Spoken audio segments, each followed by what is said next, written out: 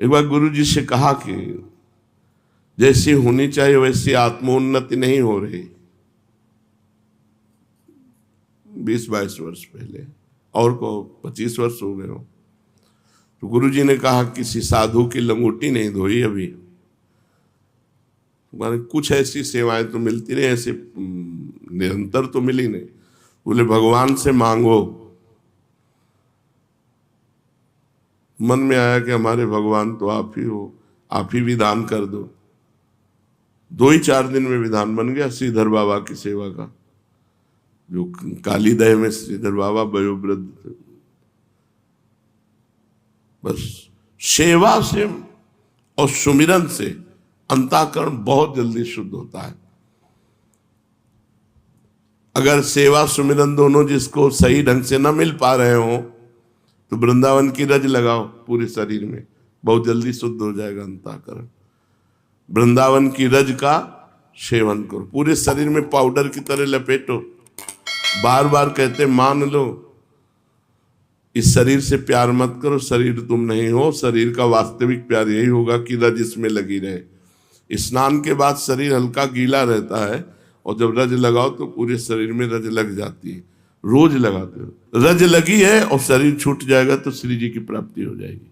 ये पूज्य राधा बाबा ने अपनी वाणी में लिखा कि यदि वृंदावन की रज शरीर में लगी हुई है और शरीर छूट जाए तो भगवत प्राप्ति हो जाएगी। यार नाम सुमिरन नहीं बन रहा, किसी की सेवा नहीं कर पाए तो इतना तो कि खूब रज लपेटे और गीली करके तिलक रूप में ऐसे लगा लो और सूखी पूरे शरीर में लगा लो। अगर संत सेवा का क्या स्वरूप है, संत सेवा को तो उसी को गुरु सेवा मान लेते हैं। गुरु सेवा संत सेवा एक ही, कि उसका स्वरूप क्या है तो बोले उनकी आज्ञा के अनुसार चलना, उनके आदेश उपदेशों का पालन करना। इसी से अहंकार नष्ट हो जाएगा। संतों की सेवा मतलब अहोभाग्य है जो गुरुजनों की शरीर सेवा में है। जैसे हमारे गुरु जी की सेवा में जो है ना, वो जब सामने से निकलते हैं तो हम उनके चरणों को देखकर बार बार प्रणाम करते हैं। शुरू से भाव रहा है कि जो गुरुजनों की सेवा में है वो हमारे लिए सर्वश्रेष्ठ है। हम उनकी बराबरी आज्ञा पालन करके भी नहीं कर सकते। देखो भाव का विषय है। शास्त्र आज्ञा करता है कि गुरु और संत की आज्ञा का पालन करना ही सबसे बड़ी सेवा है। लेकिन जो गुरु जी की लंगोटी धो रहे हैं, जो गुरु जी को स्नान करा रहे हैं, जो गुरु जी के जूठे पात्र मार्जन कर रहे हैं, जो गुरु जी को बना के पवा रहे हैं, और हम यहाँ माला चला करके, तो हमारा सर उनके आगे झुका रहेगा। हम सदैव उनकी चरण वंदना करेंगे कि आपको जो सौभाग्य मिला है, जो आप हमारे गुरु जी को सुख पहुंचाते हैं, इसलिए मैं आपका दास हूँ, दास हो हम। जब वो सामने निकलेगा तो हम पहले उसके चरणों को गौर से दर्शन करते हैं और उनको प्रणाम करते हैं कि जिसके हाथों से हमारे गुरु सेवा बन रही वो हमारे लिए गुरु जी के समान पूज्य है। उसकी बराबरी तो नहीं कर सकते हम, तपस्या करके या तीर्थ अवगाहन करके या जो भी, उसकी बराबरी नहीं कर सकते। वो तो रहेगा ही। जो गुरु जी की चरण सेवा में है, रात दिन उनके हुक्म पर खड़ा है, उनकी सेवा में, तो आप देखो, आप भजन कर रहे हो लेकिन अपने लिए कर रहे हो। हमारी बात को समझना। गुरु आज्ञा का पालन कर रहे हो लेकिन अपने लिए। आप गुरु जी को प्रणाम कर रहे हो अपने लिए, प्रणाम कर रहे हो गुरु जी को, गुरु जी के लिए नहीं, अपने लिए, हमारा मंगल होगा। आप गुरु जी को कुछ दे रहे हो अपने लिए, लेकिन वो जो भी कर रहा है गुरु जी के लिए कर रहा है। उसको प्रणाम नमस्कार से मतलब नहीं है। गुरु जी को प्यास लगी है, पानी पिलाना, गुरु जी को भोजन, गुरु जी की आरती करने का जो समय है वो स्वयं आरती कर रहा है। गुरु जी खड़े हैं या बैठे हैं, आराम मिल रही ना, गुरु जी को आराम मिल रही ना, गुरु जी को सुख पहुंच रहा है ना। बहुत सूक्ष्मता से हमारे इस विषय को समझना, अन्यथा मत ले जाना। आप जो भी पालन कर रहे हो गुरु आज्ञा का अपने लिए, और वो जो भी कर रहा है प्रगट में गुरु जी के लिए कर रहा है, वो गुरु जी का कपड़ा धो रहा है गुरु जी के लिए, गुरु जी की लंगोटी धो रहा है गुरु जी के लिए, अपने जीवन को अर्पित किए है गुरु जी के लिए। इसलिए उसकी समानता में तो नहीं कह सकते हम कि उनके समान सब नहीं। कभी कृपा हो जाए हमारे ऊपर भी और हमको चंद दिन ही सेवा मिल जाए, वो समानता गुरु जी की नहीं। जो सेवा में वो तो मतलब जीत गया। अब है 1000 लड़के होते हैं तो 1000 लड़कों में सब थोड़ी कमांडो बन जाते हैं, 10-5 निकल पाते हैं। ऐसे मानो लाखों शिष्य हैं तो लाखों गुरु जी को मानने वाले हैं, लाखों में 10-5 गुरु जी की मानने वाले हैं। लाखों गुरु मानने वाले हैं, लाखों में 10-5 गुरु की मानने वाले हैं। उनमें से कोई 1-2 गुरु को सुख पहुंचाने वाले हैं। गुरु को सुख पहुंचाने के लिए हम तत्पर हैं। खड़ा है रात दिन हुक्म पे खड़ा, जैसे गुरु जी आज्ञा करें बस गुरु जी की सेवा। उनकी समानता तो नहीं कर सकते। वो तो साक्षात भगवत स्वरूप है, वो कोई साधक नहीं है। वो पूर्व जन्म में साधना से सिद्ध हुए तो साक्षात परब्रह्म स्वरूप गुरुदेव की परिचर्या में लगे हैं। उनकी बराबरी कैसे हो सकती है? सोचो, हम गुरु जी की आज्ञा का पालन कर रहे हैं लेकिन हम गुरु जी की थाल का जूठन तो नहीं पा रहे ना। पाने के बाद सरकार दिया और पूरा धो के वो पी रहा है, उसकी बराबरी हम कर पाएंगे? गुरु जी को छू नहीं सकते और रोज कपड़ा लंगोटी सब धो के फैला के कैसे उसकी समानता कर सकते हैं? हम चाहे जितना तप करें, चाहे जितना जप करें, उसकी बराबरी थोड़ी कर सकते हैं। और इसके बाद डांट लगाया गुरु जी ने, हे ऐसे से नहीं ऐसे। जी महाराज, उसकी समानता कैसे कर सकते हैं? हाँ, लाभ हम गुरु सेवा का ले सकते हैं उनकी आज्ञा का पालन करके, लेकिन समानता नहीं कर सकते। उनकी समानता हम नहीं कर सकते। आप लोगों के अंदर भाव हो तो भले हो कि हम किसी से कम नहीं है, लेकिन हम उनकी समानता नहीं कर सकते जो गुरु की बालवत परिचर्या में लगे हैं। धन्य है वो साधक, धन्य है वो संत जो अपने गुरुदेव को स्नान कराते हैं, गुरुदेव का चरणामृत पीते हैं, गुरुदेव को भोग पवाते हैं बना के, गुरुदेव के वस्त्र धोते हैं। गुरुदेव की परिचर्या हम उनकी समानता नहीं कर सकते। और हम ये जरूर कह सकते हैं कि भगवान उनके अधीन हो जाएंगे। जिन्होंने गुरुदेव को ऐसे रिझा लिया, भगवान उनके अधीन हो जाएंगे। भगवान, जब हमारा हृदय, जैसे इस समय बात कर रहा हूं तो हृदय एकदम द्रवित हो रहा है उनके प्रति, गुरु जी को पानी पिला दे। एक विचार करो,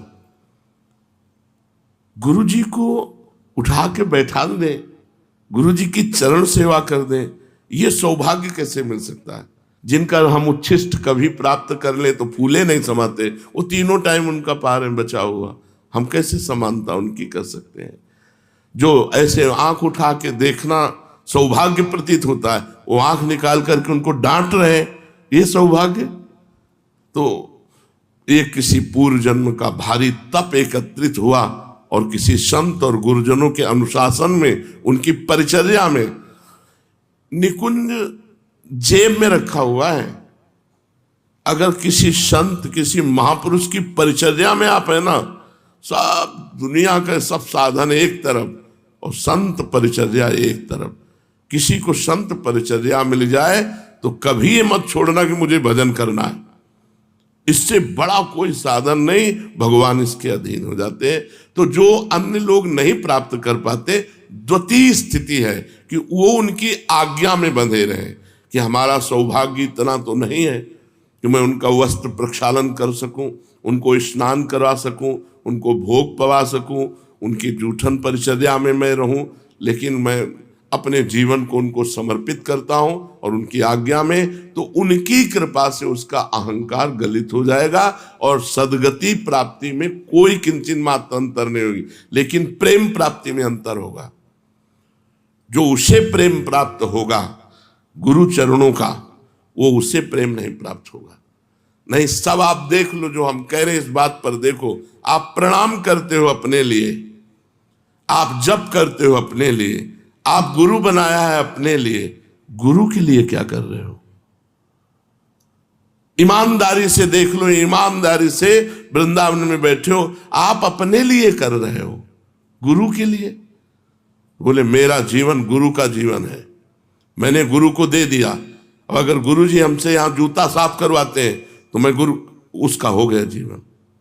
बस आप समझ लो, मेरा जीवन गुरु के लिए है। अगर वो मुझे 100 किलोमीटर दूर रखते हैं तो मेरा इसमें क्या दोष है? अगर मुझे वो शरीर सेवा नहीं दे रहे तो इसमें मेरी क्या? पर मैं गुरु का हूं, उनकी आज्ञा पे चलूंगा, मेरा जीवन तन मन प्राण उनका, उसको वही गति प्राप्त होगी जो उनकी परिचर्या में है, क्योंकि वो गुरु आज्ञा में है। तो गुरु आज्ञा में जो है वो गुरु की परिचर्या ही मानी जाए। किसी भी संत की सेवा करें हम, जैसे हम पूज्य श्रीधर बाबा की सेवा, तो हमारी गुरु भक्ति बढ़ी और हमारा इष्ट प्रेम बढ़ा। उनकी सेवा से हमारे इष्ट प्रेम में विक्षेप नहीं हुआ, गुरु भक्ति में विक्षेप नहीं हुई, पर व्यवहार नहीं है। सेवा से मतलब है केवल, जैसे किसी भी संत, अब कोई बीमार संत है, किसी अन्य संप्रदाय का है, आप जाइए, आप उनकी सेवा परिचर्या कीजिए, पर श्रद्धा और विश्वास अपने गुरुदेव और इष्ट पर होना चाहिए। अगर इष्ट और गुरुदेव वाला श्रद्धा विश्वास कर लोगे तो उनके जो चल रहा है वही तुम्हारे चलेगा, तुम्हारे गुरु के जो चल रहा है वो नहीं चलेगा। ये भी बात ध्यान रखने की बात है।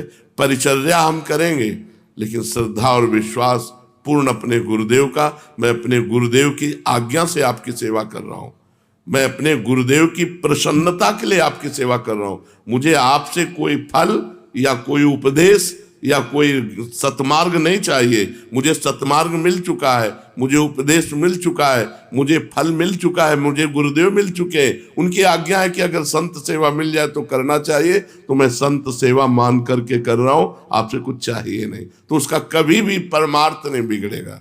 जब तक संत सेवा न मिले तो नाम जपो, घर में ठाकुर विराजमान है, खूब भजन साधन करो, लेकिन इच्छा करो कि काश कभी कोई ऐसे वयोवृद्ध बीमार शरीर की हमें सेवा करने को मिल जाए। वृंदावन में तो सब संत ही हैं।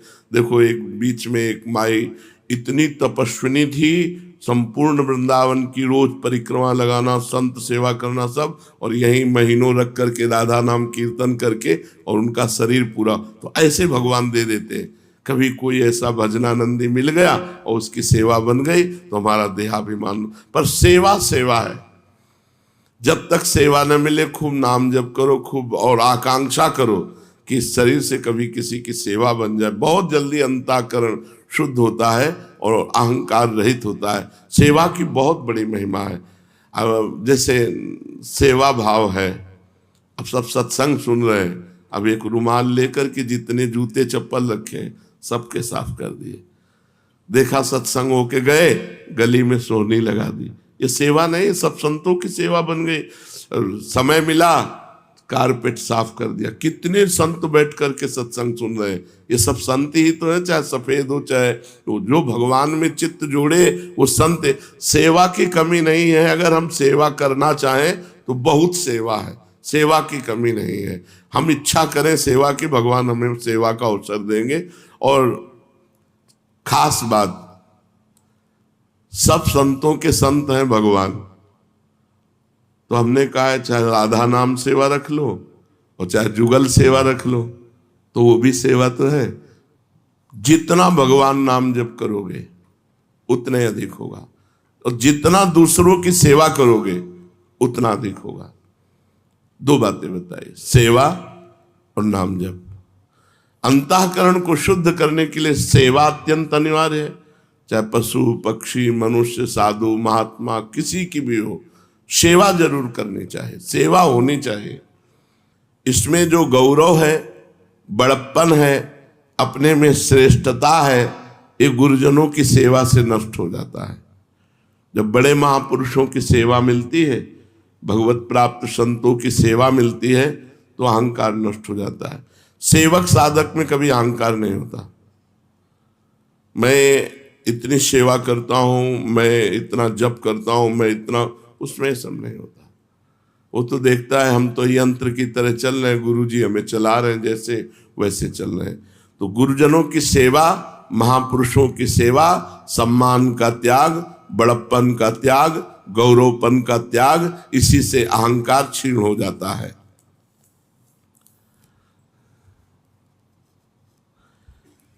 जो भगवत प्राप्त हो जाता है उसका व्यवहार कैसा होता है? बहुत सुलझा हुआ व्यवहार होता है। वो शास्त्र दृष्टि से व्यवहार करता है।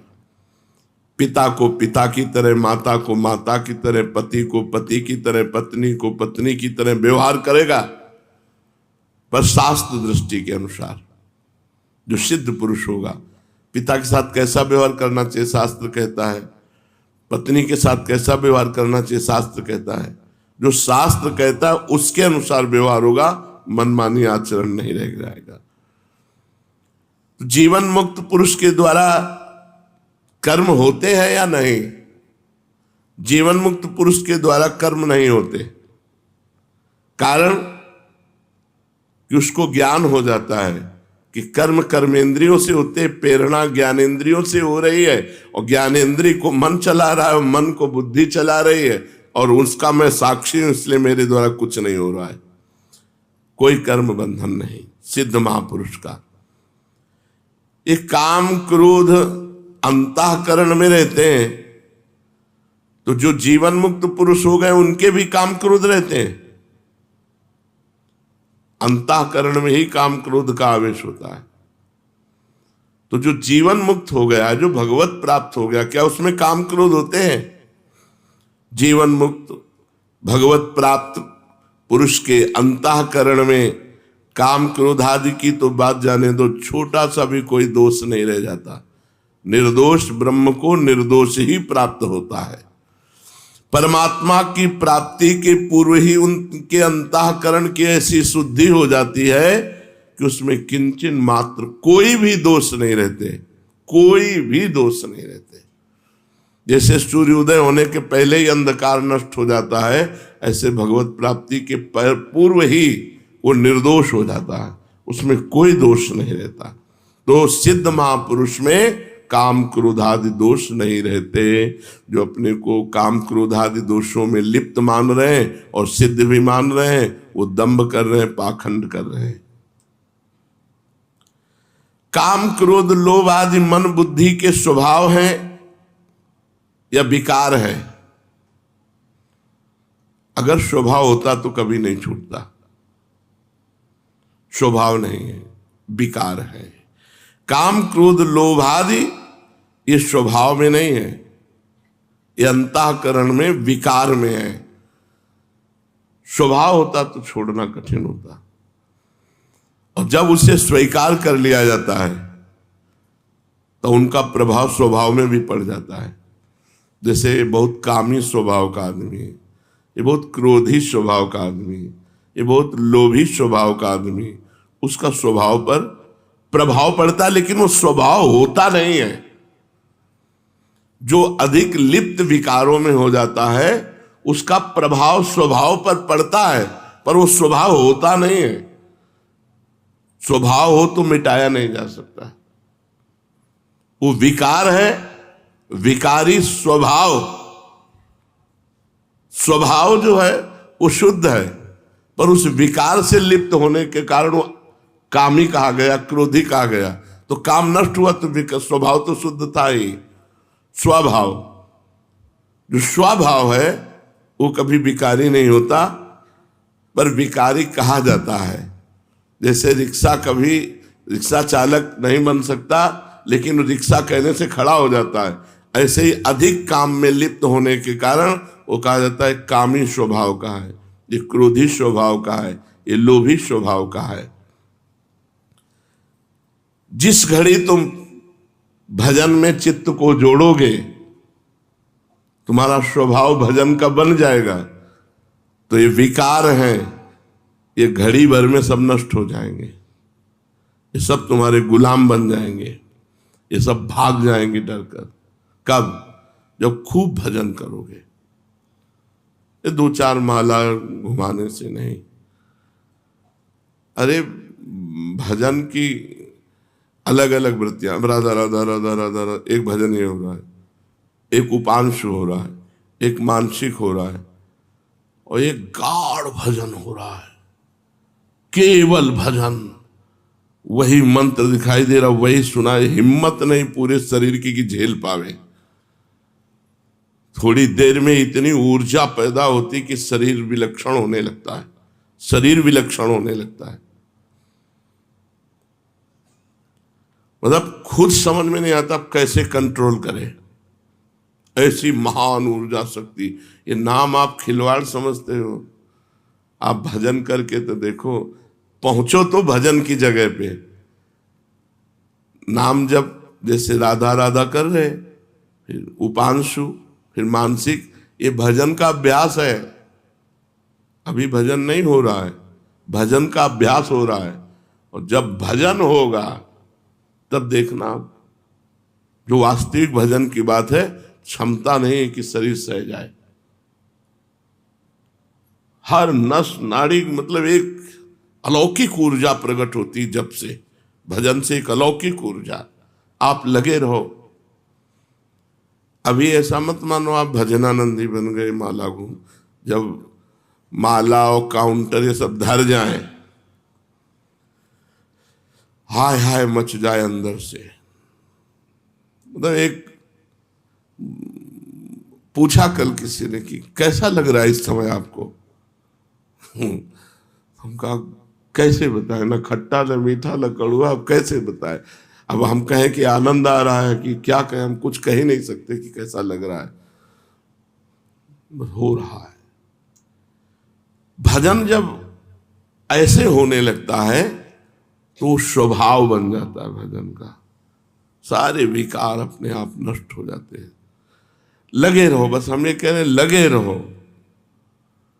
तेरी बनत बनत बन जाए रे, हरि सो लगा रहो भाई रे, तेरी बनत बनत बन जाए रे।